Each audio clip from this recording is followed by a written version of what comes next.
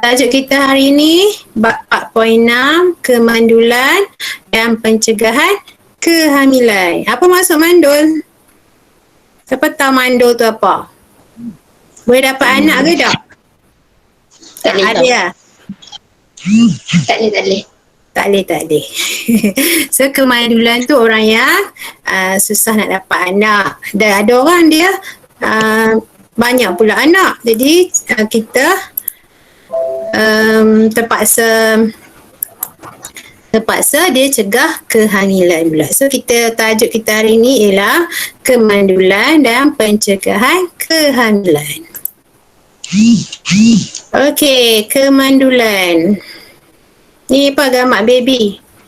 Goyang kan? Okey. Kemandulan ialah ketidakupayaan untuk mendapatkan atau melahirkan anak. So ada orang dia kahwin dah 5-6 tahun tapi dia tak dapat anak. Kesian kat dia kan? Tapi tak apalah, nampak macam mana, bukan rezeki. InsyaAllah kalau dia rawat dia boleh dapat anak. Ni masalah ni. Okay, sebelum tu cikgu minta semua tolong off mikrofon dulu. Nanti bila cikgu tanya baru awak buka. Okay, tolong off dulu sekejap. Kalau tidak nanti dia mengganggu kelas kita. Okay, masalah ni berlaku kepada lelaki dan juga perempuan. Orang lelaki pun boleh mandul, orang perempuan pun mandul. Maksudnya kalaulah kata dalam keluarga tu tak dapat anak, suami isteri kedua-duanya kena pergi dapatkan rawatan. Tak boleh salahkan isteri dia sahaja, sebab orang lelaki pun boleh mandul, orang perempuan pun boleh mandul. Jadi dia kena dapatkan rawatan, dua-dua pihak, suami dan isteri. Jangan salah menyalahi antara satu sama lain. Okey, punca kemandulan lelaki. Kurang atau tiada sperma dihasilkan oleh testis. So testis orang lelaki ni tak hasilkan sperma, tak hasilkan langsung. Okey, masalah tu. Okey, mati pucuk. Tahu ni mati pucuk ni apa? Selalu duk dengar kan? Mati pucuk ni dia punya zakar tu tak elok lah masa dia bersama tu. Okey, ductus sperma tersumbat. Dekat testis tu dia ada satu bahagian yang menyalurkan sperma. Jadi bahagian benda tu tersumbat, menyebabkan saluran sperma nak lalu, nak keluar tu tak boleh. Okey, jangkitan penyakit kelamin. Penyakit kelamin ni ialah penyakit yang dia terhasil daripada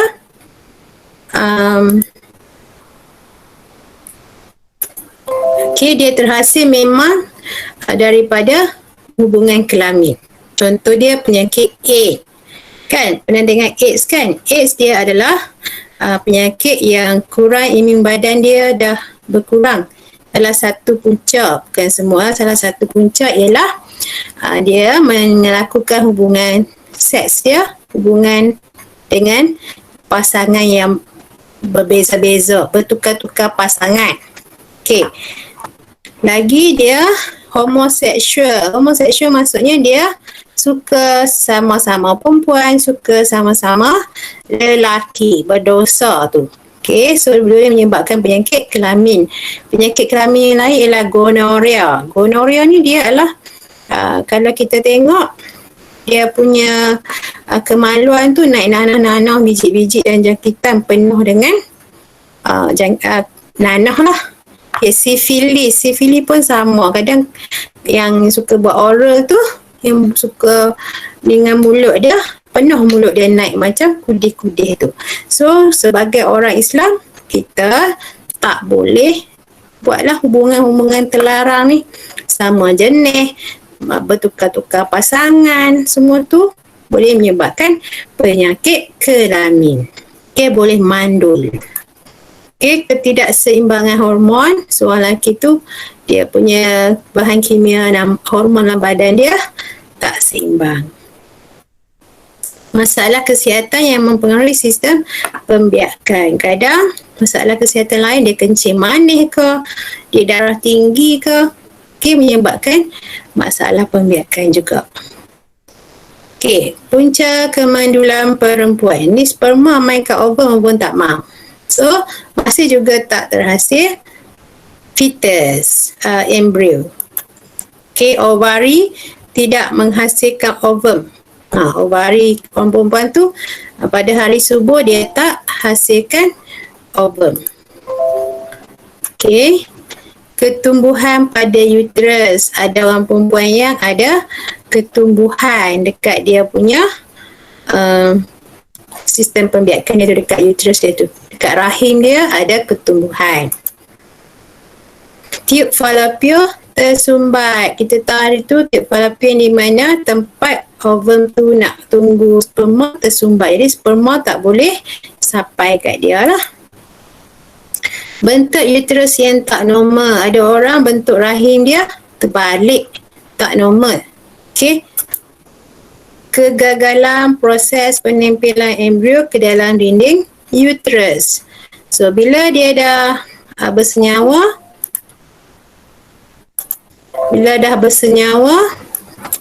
embrio tu gagal menempel di dekat uterus dia, tak lekat.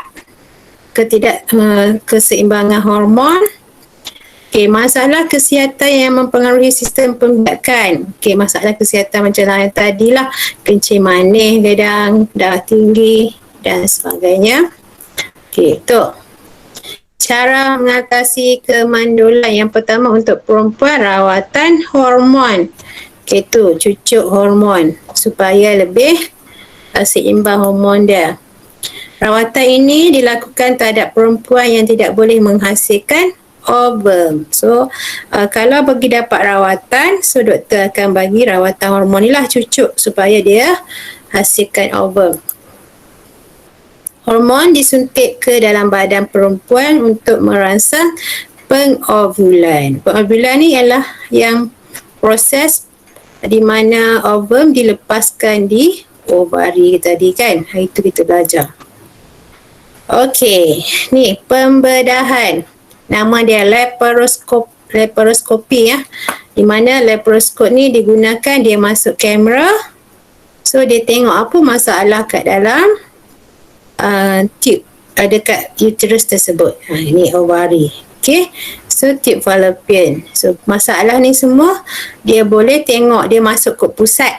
Dia tebuk lubang kot pusat, dia masuk laparoskop ni dan dia tengok, dia suluh tengok apa masalah dekat uterus ni. Kenapa dia, sama ada tube fallopian dia tersumbat ke, ovari dia ada masalah ketumbuhan ke, uterus dia ada ketumbuhan ke, so benda tu boleh tengok. Kita sebut laparoskopi lah, guna satu alat nama dia laparoskop. Satu prosedur yang dilakukan oleh doktor untuk melancarkan tube fallopian atau ductus sperma yang tersumbat. Orang lelaki pun sama juga. Dia punya masuk ke pusat, tengok dia punya ductus sperma dia tersumbat ke tak. So dia boleh rawat lah. Persenyawaan in vitro IVF. Prosedur ini dilakukan bagi mengatasi masalah tube fallopian tersumbat atau tube fallopian tidak normal dalam rahim. Ovum dikeluarkan dari badan perempuan dan disenyawakan oleh sperma dalam peripentry. Yang ni IVF persenyawaan in vitro, macam Datuk Siti Nurhaliza buat tu kan. Pernah dengar dah hari tu dia kata dia buat IVF atau in vitro fertilization. So dia keluarkan dari badan perempuan tu, ibu tu ovum, letak dalam satu piring dan dia ambil sperma daripada lelaki dan dia senyawakan dalam pintri tu. Bila jadi zygote, dia letak balik dalam uterus ibu tu. Okey, letak balik dekat uterus ibu dia. Kalau dia tak letak balik kat ibu dia, dia letak kat uterus perempuan lain, kita panggil ibu tumpang pula. Tapi dekat Malaysia kita tak amalkan lah sebab tak boleh. Okey, majlis fatwa kita kata tak boleh pakai ibu tumpang. Kalau dekat luar negara, biasanya artis-artis ni dia tak nak mengandung. Okey, jadi dia ambil ovum dia dengan sperma suami dia, senyawakan dekat dalam piring pantry dan dia letak dekat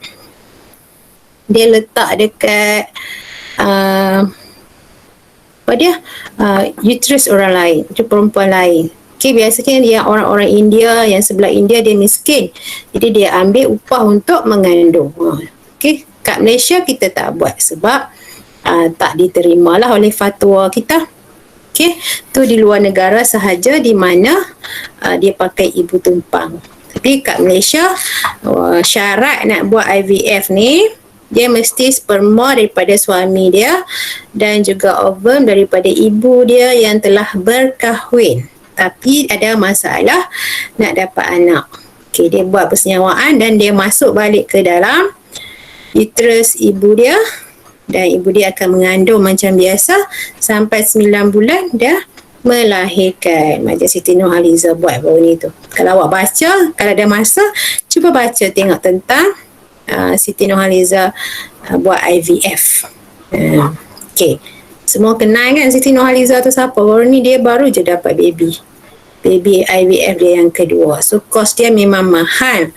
Sebab tu orang biasa-biasa ni jarang buat sebab tak mampu. Okay, orang artis dia duit banyak, bolehlah dia buat IVF. Okay, tapi kalau orang yang biasa boleh cubalah dapatkan duit tu. Okay, derma dan sebagainya. Okay, ovum yang telah disenyawa dimasukkan semula ke dalam uterus perempuan supaya proses penempelan dan perkembangan embrio berlaku secara normal. So, perempuan tu mesti mak dia yang asal yang kita ambil ovum dia. Tak boleh letak kat orang lain. Tu kita panggil ibu tumpang dah, menumpang. Okay, tak boleh. Dekat Malaysia lah. Dari segi etika, tak boleh. Okay. Okay, bayi ni kita sebut sebagai bayi tabung uji sebab dia buat dalam piring pantry ataupun tabung uji lah. Okay, bayi disebut tabung uji. Okay, buat kat luar, senyawakan. Okay, ni sekarang adalah pencegahan kehamilan pula. Ni tak nak anak. Okay, bukan tak nak. Ramai sangat kan. Kadang-kadang ada orang tu dia bersalin dapat anak tu setahun sekali, berderet-deret kan, rezeki kan. Tapi doktor nasihatkan supaya kurangkan jumlah anak sebab nak jaga kesihatan mak dia tu kan. Kalau tiap-tiap tahun bersalin, salah lah. Okey, beberapa kaedah pencegahan kehamilan sesuai digunakan pasangan suami isteri bagi merancang tentang masa untuk memperoleh anak dan bilangan anak yang diingini. Maksudnya nak jarakkan kelahiran tu. Ada cara dia.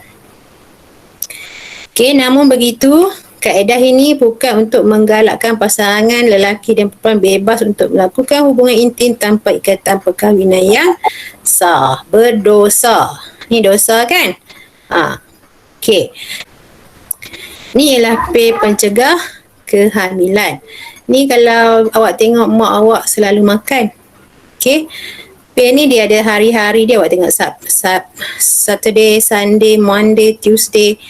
So dia ada hari-hari dia. Dalam sebulan dia kena makan setiap hari ikut hari-hari ni. Okey, dia ada hari dia. Kalau sehari je tak makan, tak boleh. Kena mula balik. Ni kita panggil pil pencegah kehamilan. Kalau pergi kat klinik, doktor bagilah. Okey, ia diambil oleh perempuan untuk menghalang proses pengovulan, tetapi kita haid berlangsung seperti biasa. Semua ovulasi je tak ada. Pil pun diambil mengikut preskripsi doktor. Preskripsi ni maksudnya telah diarahkan oleh doktor lah. Doktor tanda tangan buat tu. Preskripsi kita panggil. Okey, implan. Okey, implan perempuan pakai kat tangan dia. Dia ada tempoh-tempoh dia. Okay, implan merembeskan hormon yang menghalang penghasilan ovum oleh ovari. Okay, ni dia tanam kat dalam ni. Implan dia tanam kat dalam tangan tu. Okey, pencegahan kehamilan alat kontraseptif dalam uterus IUCD. Dia pakai satu alat masuk ke dalam cervix ni. Ni vagina perempuan. Masuk kot cervix besi ni. Bukan besi biasalah yang tahan karat. Dan dia tutup bahagian tube, nak masuk tube fallopian ni. Awak tengok ni. Jadi dia tutup kat sini, dia tutup kat sini. Jadi sperma datang hanya duduk di sini dan dia ada tali yang berjuntai ni. Tali ni tujuan dia supaya orang yang pakai tu dia boleh tengok selalu lah. Kalau tali ni tak ada, takut benda ni jatuh. Okay. Untuk pengetahuan awak, uterus orang perempuan ni tak besar. Okay. Yang bayar-bayar awak dia sebesar ibu jari ni sahaja. Okay. Uterus orang perempuan lebih kurang besar satu jari. Tube fallopian dan ovari. Tube fallopian dan ovari hanya sebesar jari sahaja. So, alat tu pun kecil sahaja yang dia masukkan. So, dia tutup di uterus dan tutup tube fallopian belah sini dan tutup tube fallopian belah sini. Okay, jadi, sperma tak boleh masuk. Awak tengok ni. Okay, sperma hanya boleh sampai di uterus ni, tak boleh masuk ke tube fallopian untuk senyawakan ovum. Okay, satu alat penggulung yang diperbuat daripada keluli ataupun plastik tak karat lah. Alat ni dimasukkan ke dalam uterus untuk menghalang penyempilan embrio pada dinding uterus. So, embrio pun tak boleh patah balik kat sini. Okay, ni kondom. Sejenis sarung getah yang dipakai pada zakar semasa persetubuhan. Okay, kondom menghalang kemasukan sperma ke dalam badan perempuan sebab bila dia keluarkan sperma, sperma tu terlekat dekat kondom tersebut. Ni kondom kat belakang ni. Ni gambar ni. Okay, macam-macam warna, macam-macam perasa sekarang. So, tak payahlah duk guna. Okay, ligasi. Okay, ni ligasi.